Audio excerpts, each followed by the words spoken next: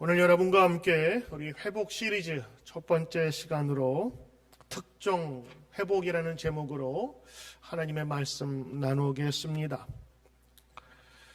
오늘 일부 예배도 여러분 같이 오셔서 예배 드리시는데 우리 정말 오랜만에 뵈시는 얼굴도 같이 있어서 반갑습니다. 문 집사님도 또 배 집사님도 반갑고 또 하나님께서 오늘 예배드리는 이 시간에 큰 은혜 주실 줄 믿습니다.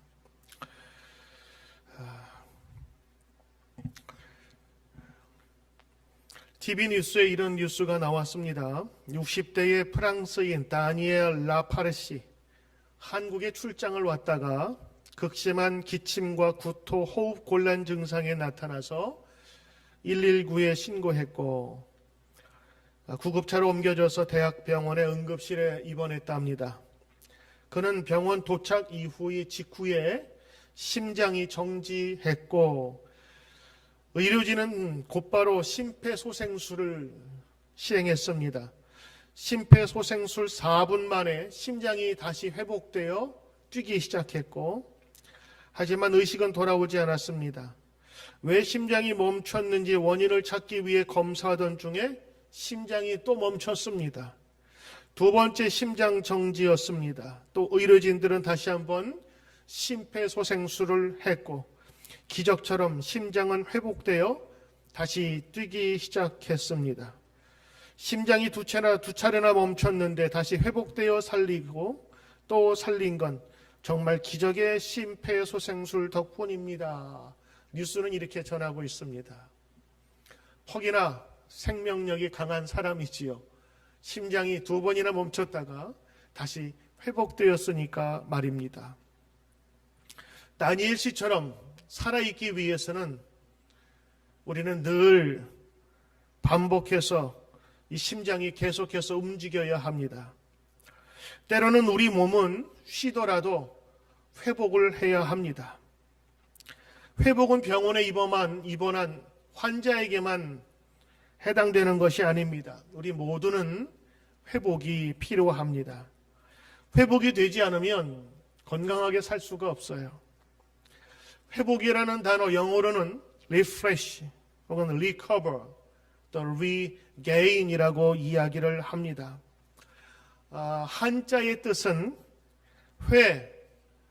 돌이키다, 복, 다시 원래의 상태로 돌아간다라는 뜻입니다. 영어의 뜻은 이 다시란 뜻이 다 들어가 있습니다. recover, refresh. 그래서 다시의 좋은 상태가 된다고 하는 그런 뜻이지요. 믿음 생활에도 이 회복의 원리가 중요합니다.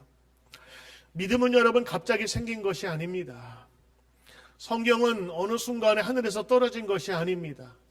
우리 선조 때부터 전해지고 우리가 들어왔던 것입니다. 이전부터 하나님께서 말씀하셨고 인도하셨던 선조들의 이야기와 하나님의 약속하심을 굳게 믿는 것입니다. 하나님의 약속하신 것을 기억하며 회복하는 과정, 이게 여러분 믿음입니다. 어제 믿었던 것을 오늘 똑같이 믿을 수는 없을 겁니다. 그러나 우리의 마음을 다시 한번 다지면 회복의 역사가 일어납니다. 오늘 다시 회복하는 것이지요. 종교개혁, 리볼루션이라고 하는 혁명적인 이 사건은 새로운 것을 나타내고 만드는 것이 아니었습니다. 회복하자고 하는 운동이었어요. 해 아래 새 것이 다 어디 있습니까? 지금까지 잘못된 길을 걸어왔다면 이제는 돌이켜서 다시 원래의 길로 돌아가자 하는 것이 종교개혁입니다. 믿음으로 돌아가자, 솔라 피데. 말씀으로 돌아가자, 솔라 스크립투라. 그래서 믿음과 말씀의 원리로 돌아가자, 다시 초대교회에 하나님께서 주신 새로운 영으로 돌아가자. 이게 여러분 종교개혁입니다. 그러므로 종교개혁은 회복의 운동입니다. 여러분들이 오늘 이 시간 주일날 함께 예배 드리지 않습니까? 우리가 예배 드리는 것만이 아니에요. 예배 드림으로 우리는 알지 못하는 사이에 하나님께서 우리의 영혼과 우리의 육신을 회복시켜 주시는 것입니다. 그런 의미에서 오늘 제목은 특정 회복입니다. 그동안 우리가 알아왔던 회복이 아니라 좀 다른 의미로서의 회복을 다시 한번 보자고 하는 것입니다. 성경의 역사와 믿음의 역사를 회복으로 보는 것, 이것이 바로 특정인 것입니다. 코로나 시대 이후에 많은 것이 바뀌고 변화된 어려운 현실 속에서 참다운 회복이 나타나기를 소원하며 오늘 말씀을 보기를 원합니다. 하나님, 이 땅을 회복시키소서. 하나님, 우리의 경제를 회복시켜 주소서. 하나님, 사람과의 관계를 회복시켜 주시옵소서. 우리의 믿음을 다시 한번 회복시켜 주시옵소서. 떨어지고 낙심되었던 우리의 마음들을 하나님께서 다시 일으켜 세워 주십시오. 성경은 우리에게 무엇을 말하고 있는지 오늘 듣기를 원합니다. 인생을 충전기와 건전지로 비교하자면 충전하는 것에 비유할 수 있습니다. 한 번 쓰고 버리는 것이 아니라 요즘에 여러분이 사용하는 핸드폰처럼 늘 매일 저녁에 전기선을 꽂아주면 아침에 충만하도록 다시 쓸 수 있는 건전지가 됩니다. 다시 처음의 상태로 돌아가는 것입니다. 화학적으로 보면 다시 처음 상태로 돌아가는 거죠. 우리 인생도 회복의 연속입니다. 회복하지 않으면 살 수 없습니다. 하나님께서 그렇게 만들어 주셨어요. 24시간 눈 뜨고 살 수 없습니다. 하나님께서는 그래서 우리 인생의 3분의 1, 적어도 하루의 3분의 1을 자도록 하셨어요. 잠이 왜 중요하냐? 잠은 우리를 다시 한번 회복시키는 과정입니다. 어떻게 회복시킵니까? 우리의 몸이 회복되는 것. 지난날 수고했던 모든 근육의 염증들을 다 풀어서 회복시킵니다. 간을 회복시킵니다. 그리고 또 하나 중요한 것이 있는데 우리의 기억을 잠자는 동안에 하나하나 차곡차곡 이렇게 기억력을 이렇게 기억해서 정리해주는 시간이 바로 잠인 것입니다. 또 하나는 에너지를 다시 한번 만들어주는 시간이 잠입니다. 그리고 잠자는 시간 동안에 우리의 호르몬의 조정을 해주는 것입니다. 잠이 보약이라 하지요. 잠을 잘 자야 건강한 것입니다. 하나님은 이러한 원리로 살아가도록 만드신 거예요. 하루가 부족한 사람, 그 사람들은 잠자는 시간도 아깝다 그러죠. 정말 잠자는 시간도 아까울 정도로 바쁘고 돈 벌기에 바쁜데 왜 하나님은 잠을 주셨을까? 회복의 역사가 있어야 하기 때문인 것입니다. 그것이 생명 연장의 방법입니다.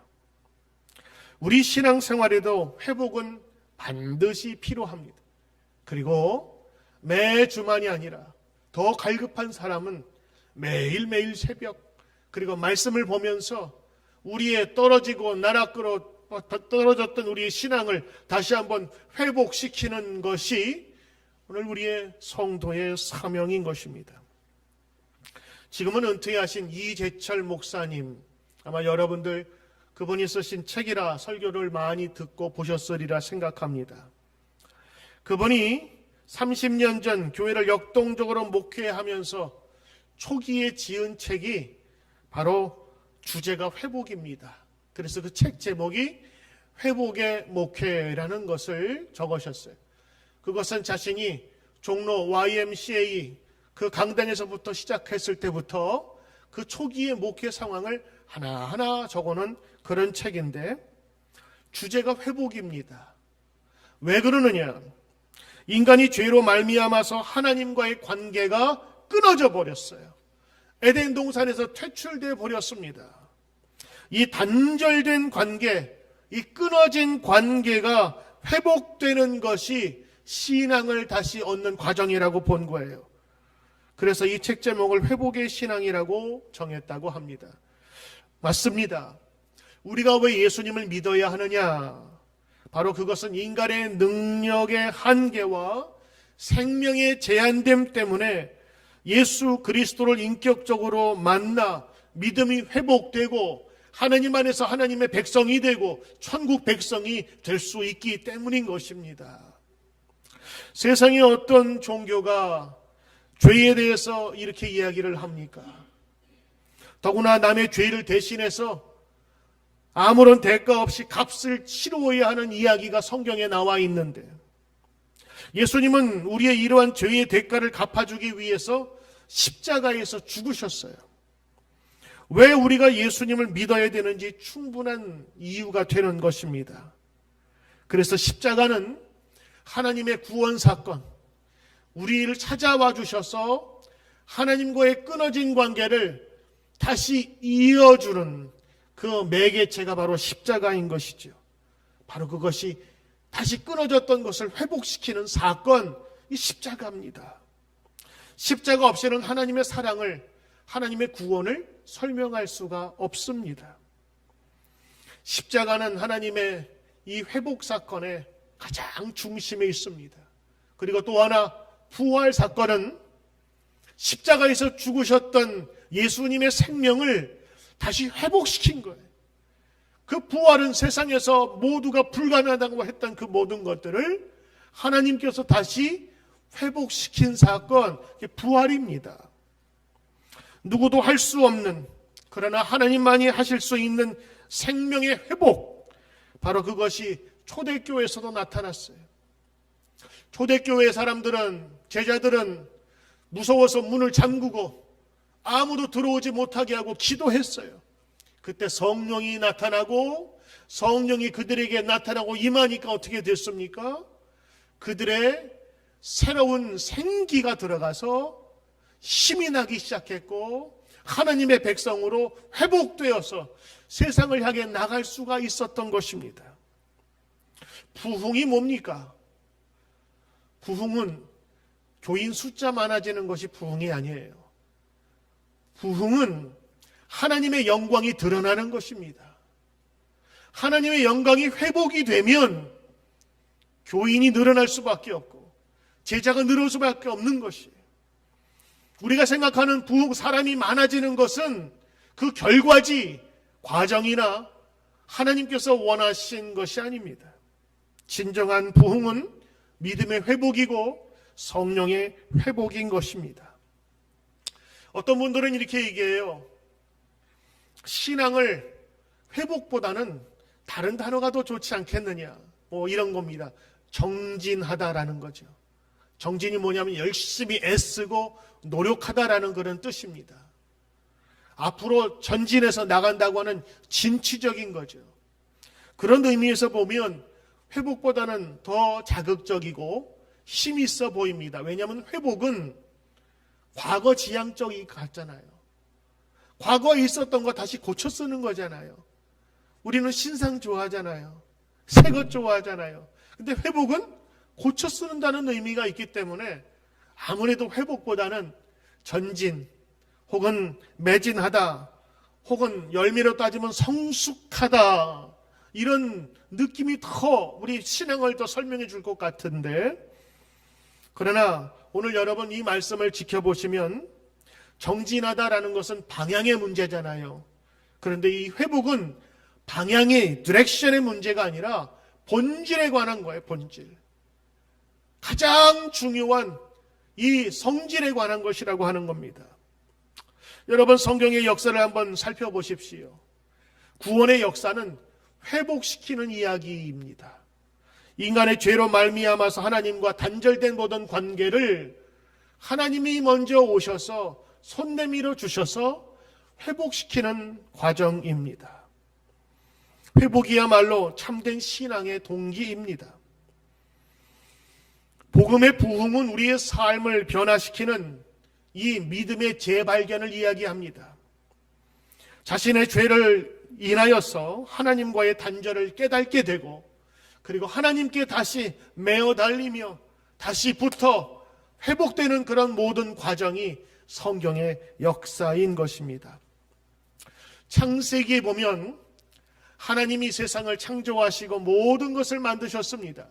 그리고 마지막에 인간을 만드셨어요. 그런데 사람에게만 특별히 하신 것이 있었는데 바로 그것은 하나님의 형상대로 만들었다고 하는 거예요. 하나님의 그 모습이 우리 가운데 있다니까요. 그리고 마지막에 하나님의 영을 불어넣으셨습니다. 그래서 우리가 숨을 쉬고 살아있는 것입니다. 누가 뭐래도 인간이 소중한 이유는 만물의 영장이라고 하지만 하나님의 형상으로 만들어졌기 때문에 소중한 거예요. 그 누구도 장애인이거나 혹은 몸이 약해졌다고 해서 소홀히 여김을 받을 수 없습니다. 하나님의 형상이 있기 때문에. 그런데 아담과 하와의 죄로 말미암아서 하나님의 그 형상을 잃어버렸어요. 하나님이 주신 그 사랑함과 넉넉함과 축복됨 그 모든 것들을 죄로 말미암아 다 파괴시켜버렸어요. 그 역사 속에서 하나님께서 다시 오셔서 회복시켜 나가는 과정이 성경의 역사입니다. 하나님은 아브라함에게 나타나 찾아오셨어요. 하나님은 야곱에게 오셨어요. 그리고 그의 기도를 들으시고 그와 다시 함께 손을 잡고 함께 하시고 회복시켜주는 그 모든 과정들입니다. 성경에 보면 이 회복의 역사가 아브라함에게도 야곱에게도 요셉에게도 모세에게도 나타나요. 모세는 광야로 쫓겨나갔지요. 그러나 광야에서 다시 하나님께서 그를 부르셔서 지도자로 회복시키십니다. 독립국이었던 하나님의 백성들이 노예 생활을 하자 그들을 회복시키며 새로운 약속의 땅으로 옮기셨어요. 다 이 모두가 회복의 과정인 것입니다. 여러분이 오늘 보신 에스겔서는 에스겔 선지자가 쓴 선지자의 기록입니다. 에스겔은 참 불행한 시절을 살았어요. 멸망 직전의 유다 왕국이 지금 자기가 포로로 잡혀있는 그 생활 속에서 자기의 고국을 지금 바라보고 있는 것입니다. 선지자는 급박하고 위기의 조국을 바라보면서 오늘 그 포로된 위치에서 보는 겁니다. 사실 에스겔은 가문으로 보면 제사장 가문에 태어났습니다. 그도 제사장이에요. 그도 오랫동안 훈련을 받으면서 제사를 드린 제사장 가문에서 태어나고 보면서 자랐어요. 그런데 시절을 잘못 만나서 바벨론의 포로로 같이 끌려와 버렸어요. 그래서 이 바벨론의 포로로 5년 동안에 거기에서 죽을 고생을 하면서 노예 생활을 같이 합니다. 자기는 제사장 가문이었는데 여기에서 이렇게 노예로 살 사람이 아닌데 5년 동안 노예 생활을 하지요. 에스겔이 그 포로 생활을 하면서 고민하며 하나님에 대한 의구심을 듣지 않았을까 생각해 보았습니다. 시편 137편에 보면 이 노예 생활을 하던 사람들의 그 고충을 알 수가 있는데 이런 내용입니다. 137편 1절부터 3절인데 우리가 바벨론의 강가에 앉아서 거기에서 시온을 기억하며 울었더라. 그 중에서 버드나무에 우리의 수금을 걸었는데 우리를 사로잡은 바벨론 그 못된 놈들이 시온에서 부르는 찬양을 지들 춤추며 노래하는 장소에서 부르게 하더라. 차라리 입이 닫혔으면 좋겠다. 그들의 그 내면적인 아픔을 이야기한 시가 바로 137편. 아마 에스겔도 그와 같은 마음이 들었을 것입니다. 아니 어찌 하나님의 백성이 이렇게 나와서 노예 생활을 할 수가 있단 말인가? 정말 하나님이 살아계시는 것일까? 왜 우리가 이런 어려움을 당해야 하나? 내가 여태까지 제사 드렸던 그 하나님이 살아계시는 한 것인가? 내가 지금 포로로 끌려와서 이 꼴을 당하고 있는데 하나님이 어디 계신단 말인가? 하나님은 전지전능하시다고? 하나님은 우리의 고통을 아실까? 하나님은 정말 이 사망의 골짜기에 깊은 아픔을 아실까? 나는 포로로서 내 사랑하는 조국을 위해 무엇을 할 수 있을까? 이젠 소망이 다 끊어졌다. 하나님 앞에서 한탄하며 때로는 어리광 부리며 기도했던 에스겔에게 포로 생활 5년 만에 하나님의 영이 찾아옵니다. 아니, 하나님께서 그 영을 보내주셔서 이상을 발견하게 됩니다. 에스겔서 1장 1절 여러분이 보셨죠? 내가 그발 강가에 사로잡힌 중에 있더니 하늘이 열리며 하나님의 이상이 내게 보이셨다. 결국에 하나님이 에스겔의 눈을 뜨게 해준 거예요. 포로 생활 5년 후에, 여러분 5년이 적지는 않습니다. 그 기간 동안에 에스겔은 얼마나 젊은 나이에 그 하나님을 생각하면서 울으며 슬픔을 가지고 있었을까. 아무도 도와주는 사람 없이 하나님 계십니까? 라며 기도했던 그 에스겔에게 하나님의 영이 찾아오신 거예요. 살아계신 하나님을 바라보며 기도하고 있었던 바로 그때에 갑자기 하늘이 열려진 것입니다. 바로 이것이 에스겔서의 시작입니다. 저는 오늘 이 에스겔서를 바라보면서 첫 장에, 첫 절에 하나님께서 이렇게 역사하시는구나 라는 것을 다시 한번 보게 돼요. 하나님께서 전능하신과 능력을 발휘할 때는 언제인 줄 아십니까? 내 가진 힘이 다 소모되었을 때, 내 주장이 강하고 내 뜻으로 무언가 세우려고 할 때는 하나님께서 그를 쓰실 수가 없어요. 그래서 모세가 광야에서 외로워 정처 없이 하나님만 믿을 수밖에 없을 때에 떨기나무 가시에 불로 나타나신 거예요. 아무것도 할 수 없다고 생각했던 그 노인의 모습으로 있었던 모세에게 나타났던 것입니다. 여러분, 힘 빼는 건 골프만 힘 빼는 게 아니에요. 우리 인생에서도 힘 빼야 합니다. 여러분, 하나님을 어떻게 만나셨습니까? 여행 다니면서 좋은 것 먹을 때 하나님 만나셨어요? 아니면 여러분 좋아하는 취미 생활에 즐거움으로 가득 찼을 때 하나님이 역사하시던가요? 우리가 하나님을 만나고 찾을 때는, 제가 성도들 만나보면서 간증을 들을 때 보니까 고통과 흐느낌 속에서 이젠 더 이상 내가 할 수 없습니다 할 때, 고백할 때, 그때 하나님 만나게 되더라고요. 아니, 예전에 하나님을 만났다고 했던 사람도 있어요. 그런데 제가 볼 때는 진짜 하나님 만난 게 아니었습니다. 고통과 아픔과 현실의 어려움 속에서 우리 인간은 하나님을 만날 수 있는 겁니다. 그것이 바로 믿음의 시작인 것입니다. 그러므로 오늘 말씀을 보면서 우리 시대를 다시 한번 접목하며 묵상합니다. 어디를 가도 기쁜 소식보다는 암울한 소식, 어두운 소식, 즐거운 소식보다는 나쁜 소식들이 우리 가운데 가득해요. 오늘 이 세상을 살아가면서 오늘 우리는 이런 어려운 때에 하나님을 믿고 신뢰하는, 하나님의 믿음이 다시 회복되기를 바라며 기도하는 시간 되기를 주의 이름으로 축원합니다. 에스겔의 고백은 그렇습니다. 부시의 아들 제사장 나 에스겔은 하나님의 영이 특별히 임하고 여호와의 권능이 내게 있느니라. 에스겔은 정말 힘들 때, 노예일 때에, 나라 없을 때에, 정처 없이 떠돌아다닐 바로 그때에 하나님을 만났던 것입니다. 그러나 하나님의 권능이 임하자 그에게 보이기 시작한 게 있었어요. 그것은 자신의 선조들의 죄와 자신의 속물 근성들이 이제 보이기 시작했던 것입니다. 그래서 오늘 에스겔은 그 수많은 왕들에게, 그리고 그 백성들에게 그들의 선조들의 죄와 당신들이 지었던 죄를 기억하며 회개하라고 외치는 것입니다. 그것을 싫다고 해도 계속해서 선포했어요.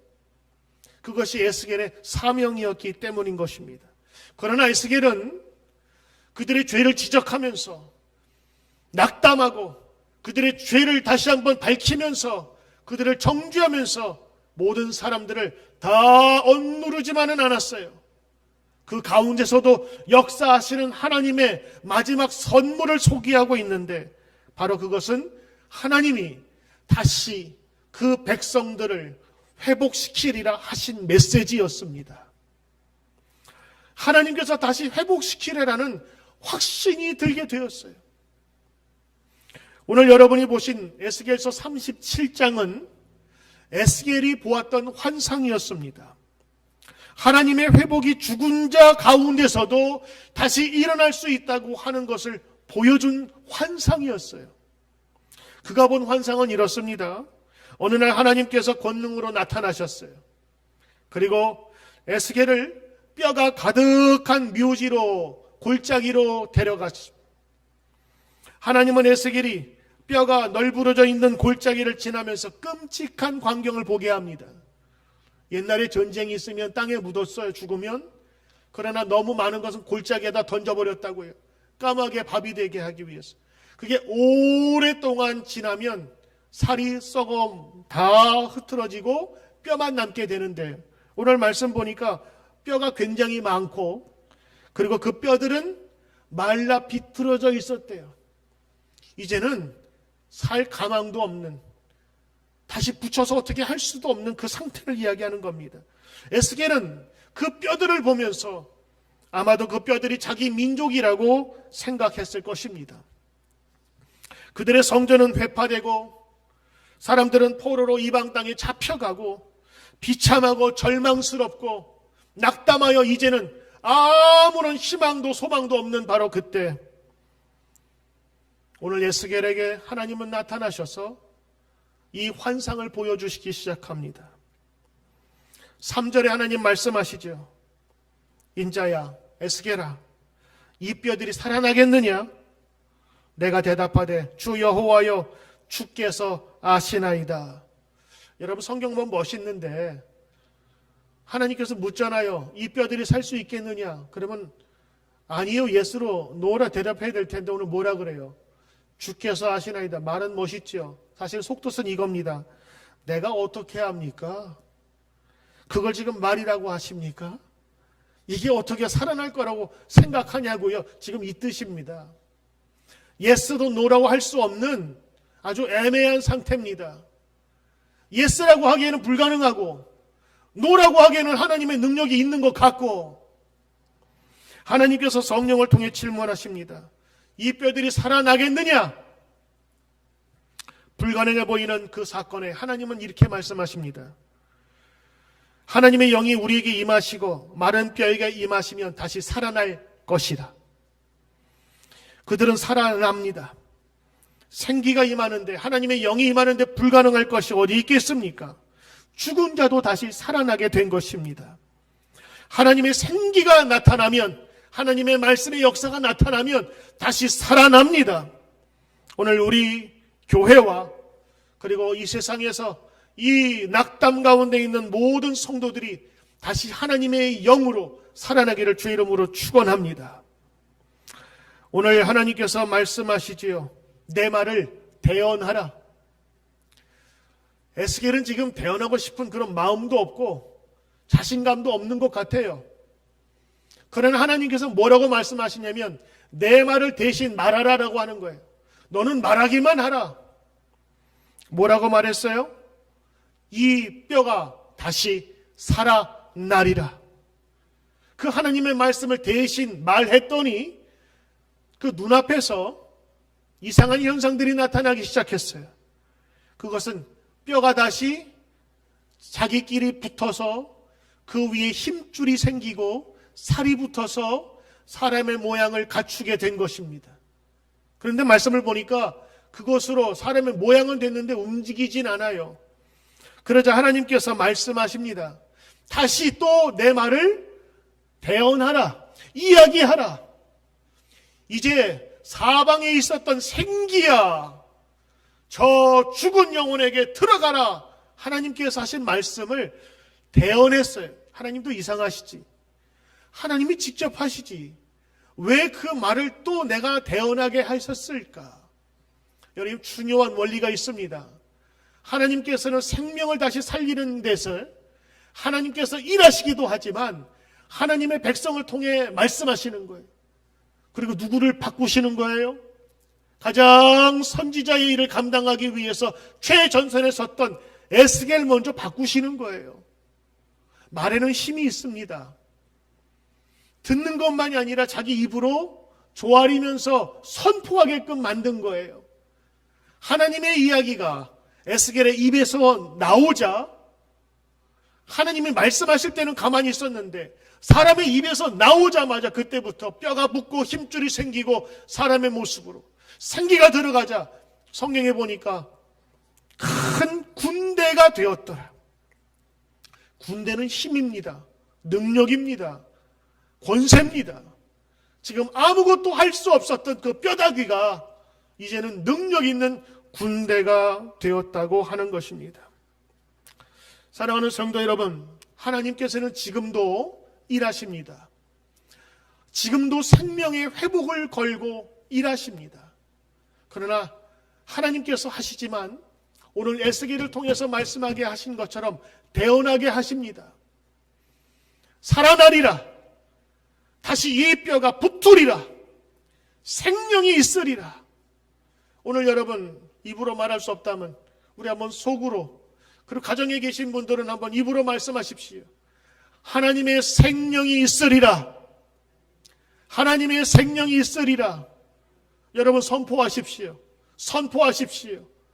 오늘 예배드리는 여러분들에게 하나님께서 주시는 메시지입니다. 저는 오늘 이 말씀을 다시 한번 준비하고 묵상하면서 큰 감동을 받았어요. 야, 내가 하나님을 신뢰하고 믿을 수 있다고 하는 것, 내가 성경을 알고 있다고 하는 것, 내가 이 하나님 안에 거할 수 있다는 것이 얼마나 큰 힘인지를 알게 되었어요. 왜? 내가 이 말씀을 알지 못했다면, 하나님 알지 못했다면 나는 지금도 계속해서 우울하고 죽는 얘기, 나쁜 얘기들, 뉴스만 듣고 축 늘어져 살 수밖에 없을 거예요. 지금 세상이 다 그래요. 목사님들 만나도 다 안 되는 얘기들, 힘든 얘기들, 성도들 만나도 다 죽겠다는 얘기들. 그러나 이 살아있는 얘기, 다시 살아나리라는 이 회복의 얘기를 어디서 우리가 듣겠어요? 성경은 말합니다. 너희 영이 다시 살아나리라. 그리고 에스겔도 지금 긴가민가 하는 상황 속에서 하나님께서 이 환상을 보여주시는 거예요. 그리고 직접 말하게 하시는 거예요. 아마도 에스겔은 잠들면서 환상 보면서 하나님께서 말하라고 하시니까 말을 했을 거예요. 아마도 그 옆에 있던 친구나 아니면 가족들이 깨웠을 것 같아. 야, 너 뭐, 왜 그래, 왜 그래? 그는 환상 속에서도 외쳤어요. 대언하라 하심에 그 명령에 순종했더니 오늘 살아나는 그 역사를 보게 하신 것입니다. 사랑하는 성도 여러분, 오늘 하나님께서는 우리를 회복시키를 원하십니다.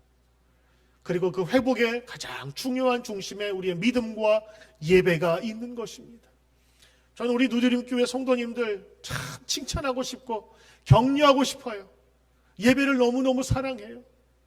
예배를 소중하게 생각해요. 제가 다른 교회 목사님들하고 얘기를 해보니까 한 30%, 40% 오셨다 그래요. 교회를 새로 개방했는데 성도들이 두렵대요. 아직도. 그리고 교회에서도 장려를 안 해요. 오실 분들은 오시고 그리고 건강하신 분은 오십시오라는 정도입니다. 근데 우리 교회들 지난번에 보니까 거의 7, 80%가 오셨더라고요. 지금도 우리 9시 예배 새로 시작했는데 여러분들이 오셔서 예배를 드리지 않습니까? 여러분, 오늘 이 말씀은 제 소신이나 확신이 아닙니다. 하나님께서 여러분을 바라보시면서 여러분이 그렇게 되기를 원하시는 하나님의 뜻인 줄을 믿으시길 바랍니다.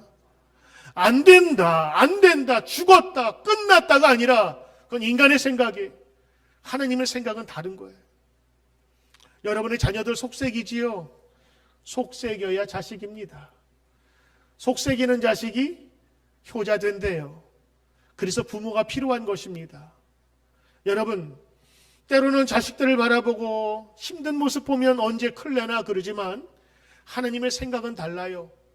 그 깊은 과정, 애벌레 같은 과정을 통해서 그 통증을 느끼면서 마지막 자기의 그 껍데기를 벗는 아픔을 겪었을 때 이제는 매미가 되고 나비가 되는 것처럼 오늘 여러분의 자녀도 마찬가지입니다. 어저께 우리 사모와 같이 이야기를 나누면서 이런 거는 우리가 참 줬으면 좋겠다. 왜 이렇게 안 되지? 왜 이렇게 힘들지? 라는 그런 얘기를 했는데 오늘 아침에 저한테 카톡을 보내왔어요. 하나님께서 하시면 우리를 고칠 수 있습니다. 그러면서 자기 자신을 회개했대요. 오늘 여러분 에스겔의 이야기는 회복의 이야기의 가장 중요한 이야기입니다. 그리고 그 회복은 우리를 어떻게 바꾸시길 원하느냐? 하나님의 대언자로 쓰시길 원하는 거예요. 하나님의 마음이 우리가 마음이 있기를 바라는 거예요. 죽었던 뼈다귀들이 다시 살아나 군대가 되는 역사가 다시 있을 것이다라고 하는 그것을 보여주는 거예요. 여러분 생각해 보세요. 바벨론은 너무 거대해요. 그들은 약소해요. 그들은 포로해요. 그리고 언제 이것이 끝날지 알 수가 없어요. 독립운동을 할 수도 없는 바로 그때에 하나님께서는 뭐라고 말씀하세요? 내가 다시 너의 나라를 세우리라. 내가 너희를 다시 그 자리에 서게 하리라. 여러분 세상 사람이 다 죽는다 해도 우리 성도는 그렇게 말하면 안 됩니다. 왜냐하면 하나님의 역사가 있고 하나님께서 인도하시기 때문인 것입니다. 하나님은 지금도 우리와 우리 교회가 다시 한번 부활되기를 원하고 회복되기를 원하십니다. 인간은 포기하고 절망하지만 하나님은 희망을 가지고 포기하지 않으십니다. 오늘 에스겔서 37장 4절과 6절의 말씀을 읽으면서 오늘 말씀을 마칠까 합니다. 37장 4절 말씀. 또 내게 이르되 너는 이 뼈들에게 대언하여 이르기를 너희 마른 뼈들아 죽은 뼈들아 여호와의 말씀을 들을지어다. 5절 말씀. 주 여호와께서 이 뼈들에게 이같이 말씀하시기를 내가 생기를 너희에게 들어가게 하리니 너희가 살리라. 6절. 너희 위에 힘줄을 두고 살을 입히고 가죽으로 덮고 너희 속에 생기를 넣으리니 너희가 살아나리라. 또 내가 여호와인 줄 너희가 알리라. 하나님이 하셨다 말하라. 오늘 하나님께서 살리시기로 하신 생명과 소망의 그 말씀을 오늘 여러분 꼭 붙들고 다시 한번 힘있게 일어서시기를 주의 이름으로 축원합니다. 기도하겠습니다. 하나님 감사합니다. 오늘도 예배 드리게 하시니 감사합니다. 우리 누드림교회 성도님들 예배를 사모하며 말씀을 그리워하며 이 자리에 나오게 하시니 감사를 드립니다. 저들의 예배 중에 하나님 만나게 하시고 특별히 코로나 사태에 하나님이 암울하고 어둡고 힘든 이 시대에 다시 한번 일어설 수 있는 힘을 더하여 주시옵소서. 모두가 죽겠다 힘들다 할지라도 오늘도 새롭게 역사하시는 하나님의 말씀 가운데 서게 하옵소서.